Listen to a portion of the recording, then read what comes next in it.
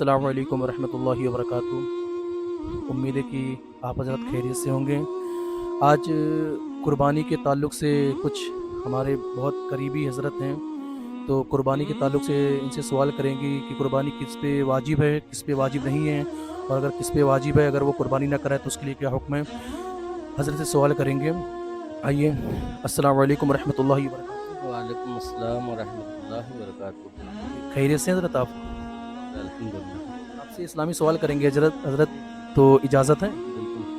माशाल्लाह। ये बताइए हज़रत, कुर्बानी करना मतलब ये है ना कि हमारे यूट्यूब चैनल मतलब कंटेंट चलाते हैं, तो उस पे मतलब कुर्बानी के लिए बहुत ज़रूरी है, कुर्बानी के लिए कुछ बयान करना। तो कुर्बानी के ऊपर मतलब कुर्बानी किस पर वाजिब है, किस पर वाजिब नहीं है, तो कुर्बानी किस पर वाजिब है इसके बारे में आप बताइए थोड़ा हज़रत, ताकि हमारी नाज़रीन के इल्म में इजाफ़ा हो। नहमदुहु नसल्ली अला रसूलिहिल करीम। बिस्मिल्लाहिर्रहमानिर्रहीम।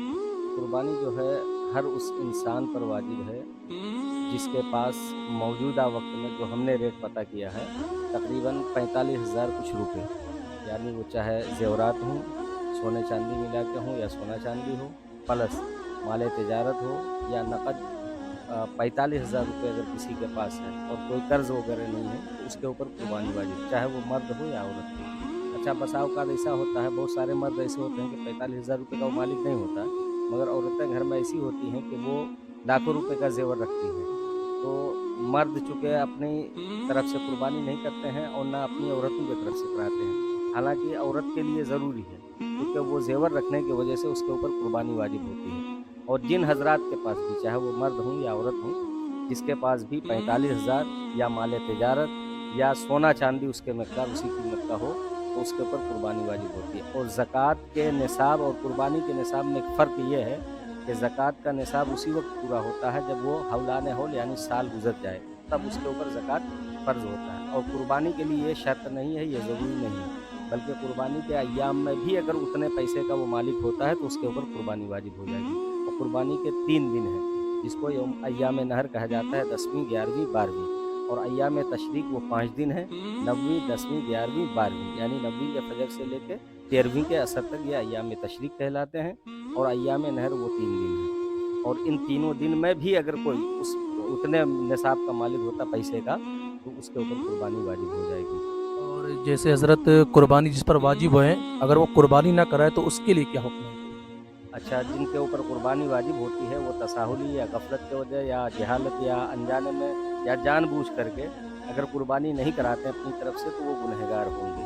हाँ, उसकी भरपाई की जो सूरत होती है, उसकी सूरत ये है कि कुर्बानी के अय्याम गुज़र गए, अब उसको एहसास हुआ, तो एहसास होने के बाद उसके लिए ज़रूरी है कि वो इस फ़ेल से तौबा करें और आइंदा हमेशा जब भी वो कुर्बानी का मतलब मालिक निसाब बने तो कुर्बानी ज़रूर कराएँ। और साथ ही साथ उसकी भरपाई इस तरह से करें कि अगर वो बकरा की बकरा करने के लायक है इंसान, तो बकरे की कीमत को सदका कर दें, या फिर वो अगर मतलब पड़वा में हिस्सा लेकर के, मिसाल के तौर पे 4,000 रुपये फ़ी हिस्सा होता है या 3,500 रुपये है या 4,500 है, तो उतने पैसे को वो सदका कर देंगे गरीबों में, तो उस कुर्बानी की भरपाई हो जाएगी।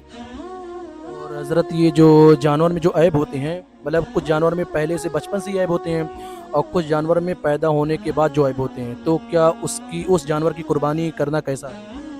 जो ऐब वाले जानवर हैं, जैसे जो पैदाइशी ऐब है, तो वह तो ख़ैर ऐब है ही। बाद में जैसे जो ऐब होने का मतलब ये होता है कि किसी जानवर की सींग टूट गई, तो वो सींग अगर जड़ से टूटती है, तो बिलाशुबा वो ऐब है। जैसे दुम कटी हो, तो दुम क कटने का मतलब वो कि तिहाई हिस्सा, यानी तिहाई अज़्व उसका कटा हो अगर, या कान कटी हो, तो इस तरह से। और ऐब असल उसको कहा जाता है जो ज़ाहिर हो देखने में, वो हकीकत में ऐब है। अगर वो इस तरह के जानवर में कुर्बानी करते हैं तो वो बेहतर नहीं है, और इस तरह के जानवर की कुर्बानी दुरुस्त नहीं है, जो ऐब में है।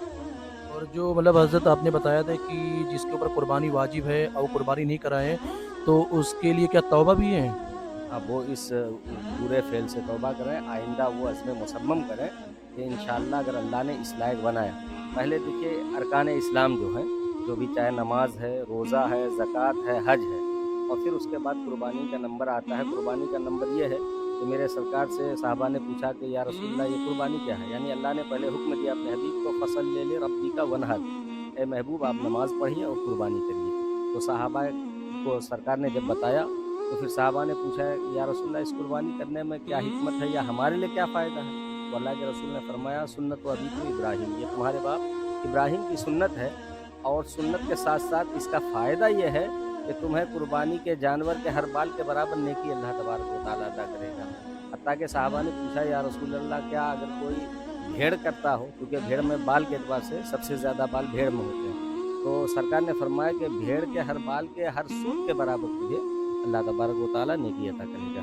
तो कुर्बानी खुशदिली के साथ करना चाहिए, नेक नियति के साथ, दिखावे के लिए नहीं करना चाहिए, क्योंकि अल्लाह तबारक व तआला ने कुरान पाक में हुक्म दिया है कि लन यनालल्लाहु लुहुमुहा वला दिमाउहा वलाकिन यनालुहु तक़वा मिनकुम, कि अल्लाह तबारक व तआला के लिए जो लोग जानवर को कुर्बान करते हैं तो उस जानवर का चाहे गोश्त हो या हड्डियाँ हो या खून हो, ये अल्लाह की बारगाह में नहीं पहुँचता, बल्कि तुम्हारे दिल का तक़वा पहुँचता है। यानी इखलास, खुलूस, मोहब्बत और नेक नियति के साथ जो कुर्बानी करते हैं वही अल्लाह तबारक व तआला हमारे आपके दिलों को देखता है कि किस मकसद से और किस नीयत से ये कुर्बानी करता है। तो खुशदिली के साथ कुर्बानी करना चाहिए।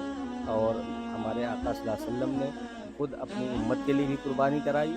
उम्मत से मैं ये गुजारिश करूँगा कि अगर अल्लाह ने उस लायक बनाया है तो अपनी तरफ से पहले तो उनके हर हाल में, अच्छा एक मसले की वजाहत कर दूँ, बहुत सारे लोग पहली बार कुर्बानी कराते हैं, जैसे बकरा पाल लिए तो कहते हैं ये सरकार के नाम कर दिया, वो दुरुस्त नहीं होगा।